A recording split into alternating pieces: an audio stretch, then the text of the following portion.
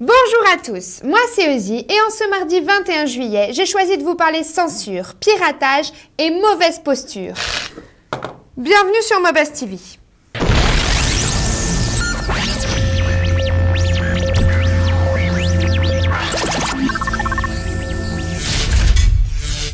Avis à ceux qui ont mal au dos ou qui sont incapables de se tenir droit durant les heures qu'ils passent assis devant leur PC ou dans les salles de classe. Voici l'eye posture. Il s'agit d'un concept plutôt intéressant qui consiste en un bouton d'environ 2,5 cm de diamètre qu'il suffit de fixer à un vêtement, genre une bretelle ou un col de chemise par exemple, et qui vibre lorsque votre posture s'affaisse un peu trop. La vibration incite ainsi à tirer ses épaules en arrière et à remettre le dos droit. Alors franchement, je trouve ça super comme truc.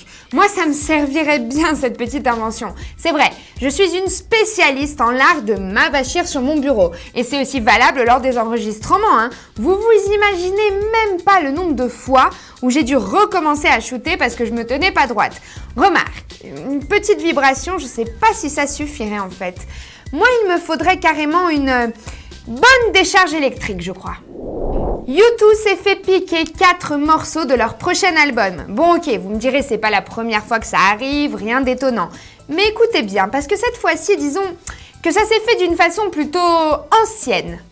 En effet, d'habitude, les morceaux volés avant même la sortie de l'album sont balancés sur les sites de peer-to-peer grâce à des fuites des usines de production de CD, voire des radios ou rédacs spécialisés qui bénéficient de démos avant la sortie des albums. Bah cette fois pas du tout. En fait, Bono lui-même est cette fois et malgré lui à l'origine de ce piratage. Je vous explique. Apparemment, le chanteur du groupe était tout simplement en train d'écouter les morceaux un tout petit peu trop fort dans sa maison du sud de la France quand un touriste allemand qui passait tout près a reconnu la voix du chanteur irlandais et décidé tout simplement de tout enregistrer sur son portable. Pas de bol Bono. Un petit conseil, la prochaine fois, branche ton iPod et mets tes écouteurs, tu verras, t'auras plus aucun problème de ce genre-là. Laissez-moi maintenant vous présenter un site plutôt culotté et finalement original. Ça s'appelle mygazines.com et il s'agit d'un site de piratage de magazines. Si. Mygazines permet en fait de lire des magazines entièrement scannés en ligne. Et il y en a pour tous les goûts, hein. The Economist, Seventeen, Glamour, Cosmopolitan, People, etc. Et ainsi, ignorant superbement toutes les lois du droit d'auteur, le site encourage les gens à scanner et télécharger des magazines trouvés en kiosque et 16 000 utilisateurs sont déjà enregistrés. Et comme vous pouvez vous imaginer, la planète éditeur est en train d'halluciner pas mal face à une violation si flagrante du copyright. Alors comment cela est-il possible? En fait, le site est tout simplement basé dans un paradis fiscal puisque le domaine est enregistré sur l'île des Caraïbes d'Anguilla, un territoire british d'outre-mer hors de toute juridiction américaine. Ouais, pas bête, je suis d'accord. Bon, sincèrement, je pense pas que Mygazines ait une longue vie devant lui, mais en attendant, moi, je propose de scanner plein de magazines français, comme ça, en douce, l'air de rien. C'est vrai quoi, autant en profiter, non? Apparemment, la censure cybernétique asiatique continue à faire des siennes. Et c'est carrément de prison dont il s'agit aujourd'hui. En effet, Reporters sans frontières a demandé lundi dernier la libération du blogueur Dieucay, arrêté il y a 4 mois déjà, sur soupçon de fraude fiscale selon le gouvernement vietnamien. Le fait est que selon RSF, l'accusation est totalement infondée et sert, je cite, de prétexte aux autorités pour garder Dieucay en détention et l'empêcher de publier à nouveau des articles critiquant la politique du gouvernement vietnamien. Dieucay est membre d'un groupe de blogueurs connu sous le nom du Club des journalistes libres, un groupe qui est régulièrement victime de menaces et arrestations à cause de leur prise de position. Donc voilà, que dire? Encore une preuve démontrant la répression cybernétique que subissent les blogueurs asiatiques. Il est quand même bon d'ailleurs de savoir que 9 cyberdissidents sont actuellement derrière les barreaux au Vietnam à cause de leurs publications en ligne, ce qui place le Vietnam tout juste derrière la Chine en matière de censure. Espérons que ça change.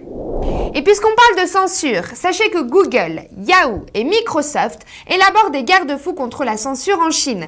En effet, les 3 plus grandes compagnies du web travaillent à l'élaboration d'un code de conduite professionnelle pour les pays où les libertés d'information et d'expression ne sont pas respectées.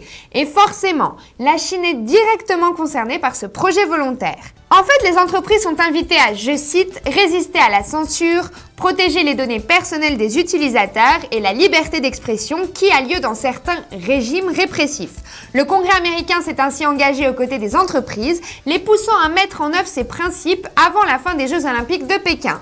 C'est donc pour bientôt, puisque le code de conduite, rédigé avec l'aide d'organisations de protection des droits de l'homme, comme Human Rights Watch, devrait être finalisé avant la fin de l'année. En ce qui concerne le fond, le code interdirait toute publication d'informations permettant l'identification des utilisateurs de la part des entreprises américaines du net. En cas de violation de la loi, les amendes pourraient s'élever jusqu'à 2 millions de dollars, voire plus, si les utilisateurs affectés sont des personnes recherchées par Pékin, comme des dissidents politiques ou des journalistes. Alors ok, c'est bien, mais Yahoo n'est pas trop bien placé pour parler, je trouve. Rappelez-vous l'incident de 2004, lorsque la boîte avait révélé l'identité d'un journaliste dissident aux autorités chinoises, condamné ensuite à 10 ans de prison pour avoir révélé des secrets d'État. Alors oui, Jerry Yang avait présenté des excuses, c'est vrai, j'avoue, je suis très rancunière des fois, c'est comme ça. Et ben voilà, c'est tout pour aujourd'hui. Alors je vous dis à demain et vous fais plein de gros bisous. Aïe!